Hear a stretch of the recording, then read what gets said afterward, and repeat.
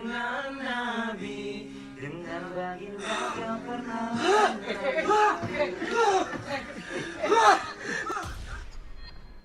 What the Tidak ada tujuan buruk, Pak. Jadi kok kamu mau lagu-lagu Rasulullah terus kau lompat dengan pakai kolor gitu? Apa tuh maksudnya? Bukan kesurupan, Bro. Yo geng, tekan tombol subscribe geng. Yo, what's good? Welcome back to Kamar Jerry.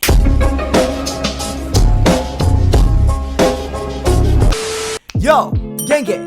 Seperti biasa, kita bakal ngebahas hal yang aneh-aneh, lucu-lucu, kocak-kocak, dan bla bla bla bla. Geng, gue punya sebuah berita yang cukup bikin hati nyes banget sebenarnya buat dibahas. Gue bakal mengangkat sebuah cerita dari kota Medan. Ini cerita tentang seorang public figure yang melakukan kesalahan berkali-kali, men. Berkali-kali diciduk sama polisi, berkali-kali diciduk sama warga. Jadi ini orang bener-bener kayak mendapatkan sanksi alam.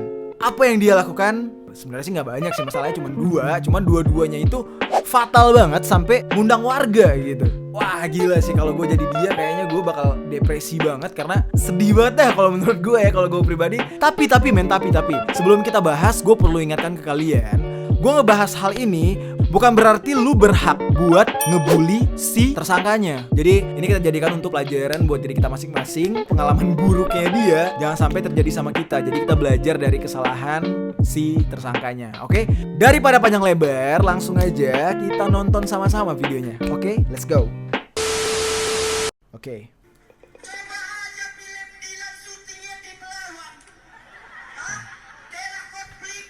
Daerah konflik mafia. Bisa dengar sendiri kan, dia nyebutin nama daerah yaitu Belawan, ya kan? Daerah konflik katanya, mafia, semua di sana ada orang-orang yang berpikiran anjing gitu ya. Dan yang gue anehnya, lu bisa lihat kan, lu bisa perhatiin di sana tuh banyak orang yang tepuk tangan gitu ya. Film Dilan syutingnya di Belawan.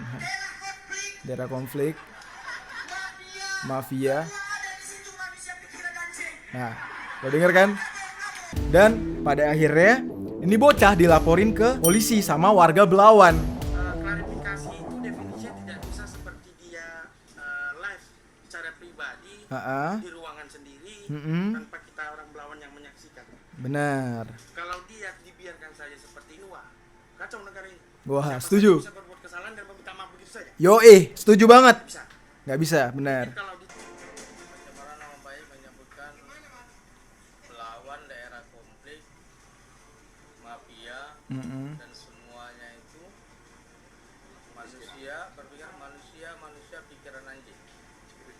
Nah, itu yang disampaikan sama stand up melalui stand up komedi Men, lu jangan macam-macam sama warga, bro. Lu dibakar rame-rame juga, lu nggak tahu tersangkanya siapa. proses secara hukum menurut undang-undang ITE dan agar tidak lagi banyak statement-statement atau gerakan-gerakan yang lain gitu. Kalau sudah ditangani sama Polres mungkin ada rasa ketenangan dari masyarakat sendiri. Jadi ini ada postingan dari Zen Sinaga. Mungkin ini warga Belawan kali ya yang membuat surat terbuka gitu ya. Naga tuh YouTuber juga. Oh, Zen Sinaga ini YouTuber juga. Jadi dia kayak teguran kali ya. Nih tulisannya gini. Ini abang kasih tahu samamu ya, Dek. Kau nggak dilarang bercanda, juga tidak dilarang berkarya, tapi bahasa candaanmu tolong jangan membawa nama tempat kelahiran orang seperti video stand up komedimu yang viral menghina dan menjelek-jelekan kota Belawan. Jujur saja, abang pribadi yang asli kelahiran Belawan melihat dan mendengar video candaanmu itu merasa sakit hati. Bijak dan cerdaslah kau dalam bercanda dan berkarya. Semoga tulisan abang ini sampai kepadamu. Jadi sampai kapanpun daerah asal itu akan sangat sakral bila disenggol. Jadi lebih hati-hati lagi, bro. Oke, ini video kedua, dia minta maaf. Sebenarnya sih video minta maaf ini udah dia publish duluan sebelum dilaporin. Tadi kan lu bisa denger tuh kata abang-abangnya, kita nggak terima dia minta maaf di ruangan sendiri, klarifikasi lewat internet, lewat media sosial, karena itu nggak membuat efek jerah. Setuju sih gua, setuju. Assalamualaikum warahmatullahi wabarakatuh. Waalaikumsalam. Saya Aleh atas nama pemilik akun Aleh Kas Medan ingin meminta maaf yang sebesar-besarnya kepada teman-teman semua, khususnya yang ada di Belawan, atas video stand up komedi saya yang ada di YouTube.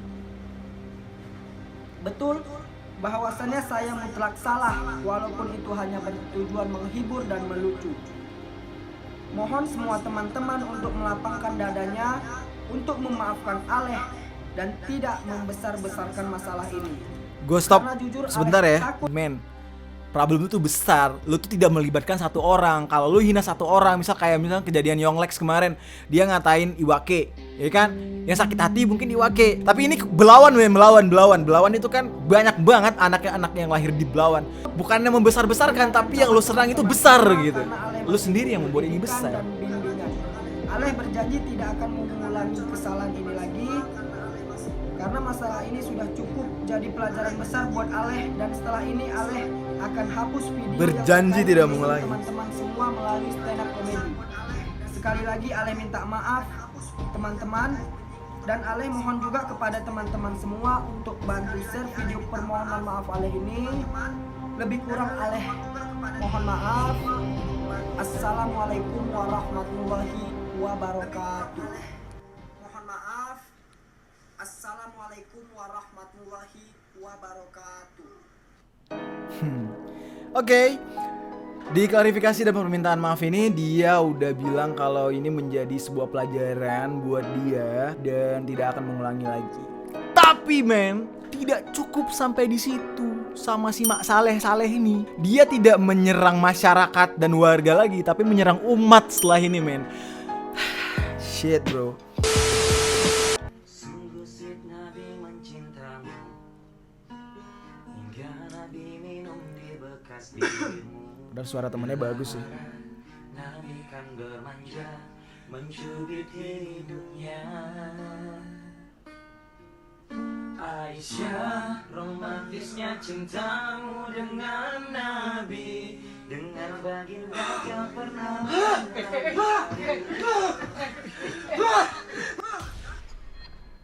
What the fuck? Apa sih yang ada di pikiran lu, bro? Apa, bro? Itu sebenarnya rambut yang keriting yang gede-gede segini itu sebenarnya otak lu yang keluar sampai kering gitu. Jadi di dalamnya kosong, jadi otak lu di luar semua, men. Men, lu lagu Aisyah itu, bro, itu bukan lirik sembarang ditulis, ada di ceritanya di dalam Al-Qur'an itu ada gitu. Lu kalau misalkan ketika lagu yang maknanya itu benar-benar sakral dinyanyikan dengan sangat berhati-hati orang menyanyikannya, tiba-tiba lu datang sosok kesurupan terus pakai kolor gitu, pantat lu kemana-mana, men, itu nggak lucu sama sekali. Lebih tepatnya lu tuh menghina sebenarnya. Bayangin, men, itu lagu Aisyah ada di dalam Al-Qur'an ceritanya, kisahnya, tiba-tiba lu sandingkan dengan pantat burik lu yang gak seberapa itu, dengan kolor Indomaret lu yang harganya 30.000 3 lembar itu. Mikir lagi, men. Bukannya gue benci sama lu enggak, tapi akhlak lu gue benci banget, sumpah akhlak lu. Gue tahu, gue yakin lu masih bisa berubah sih. Masa depan lu masih panjang, lu bisa lebih baik dan termasuk orang yang percaya diri banget. Kalau yang gue lihat, gue aja nggak bisa seberani lu gitu. Cuman akhlak lu nggak banget, men. Nah, dari kejadian ini tuh dia udah dapat teguran lagi dan disamperin sama ormas Islam. Gue nggak berani sebut ini apa karena gue nggak tahu pasti apakah ini FPI atau apalah gitu.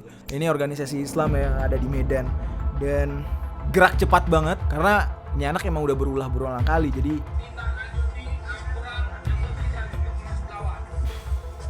oh, ternyata ini ormas Islam yang ada di Belawan juga.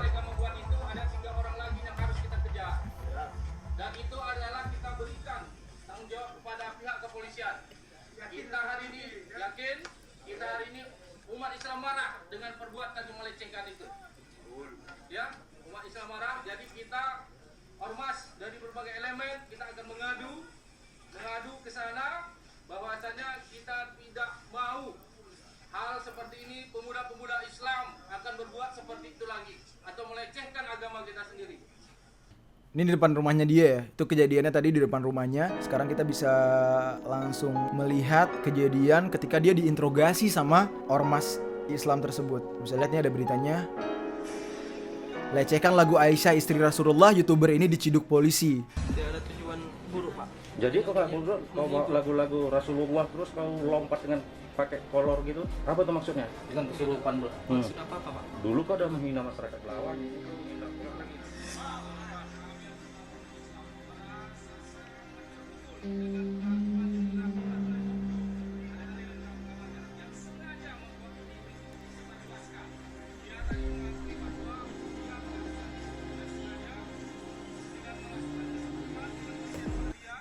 Bersempak ria. Kata-kata si bapaknya kok lo kocak juga sih. Oke, bentar kita lihat video lain ya biar lebih jelas ya. Ini juga ada interogasi. Nggak HD sih. Lalu kamu sengaja kesurupan. Apa yang membuatmu kesurupan seperti itu? Disengaja. Pura-pura sengaja kesurupan. Oh, Ini rumah dia nih ya. sengaja kamu buat ya. Baik. Oke geng, ada satu hal sih yang gua takutin dari kejadian ini. Jangan sampai hal-hal kayak gini ini jadi jembatan untuk orang pengen terkenal.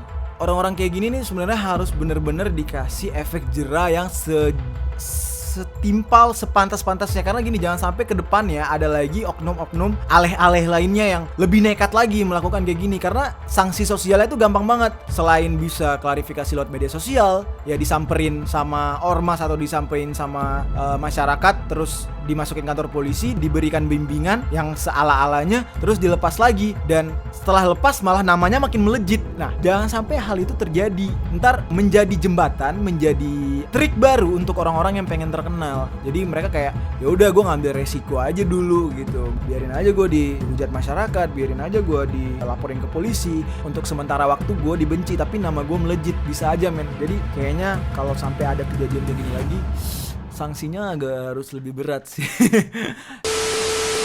Nah, yang gue denger men, ini orang udah dibawa ke kantor polisi dan masih menjalani proses hukum. Belum tahu kejelasannya seperti apa, apakah dia akan mendapatkan pembinaan. Sepertinya sih dalam beberapa hari ini keputusannya bakal keluar. Kita tunggu aja dia bakal gimana. Geng, menurut kalian gimana? Kalau misalkan hal ini terjadi di daerah kalian, apa yang bakal kalian lakukan? Silahkan tinggalkan komentar kalian di bawah. Cukup sampai di sini dulu konten Kamar Jerry episode kali ini. Semoga apa yang kita tonton kali ini kita bisa menarik sebuah poin-poin yang positif. Yang negatif-negatifnya cukup dijadikan pembelajaran, jangan sampai ditiru. Jangan lupa follow Instagram gua, subscribe channel ini, dan tinggalkan komentar kalian di bawah. Share juga. Oke, sampai ketemu lagi di Kamar Jerry.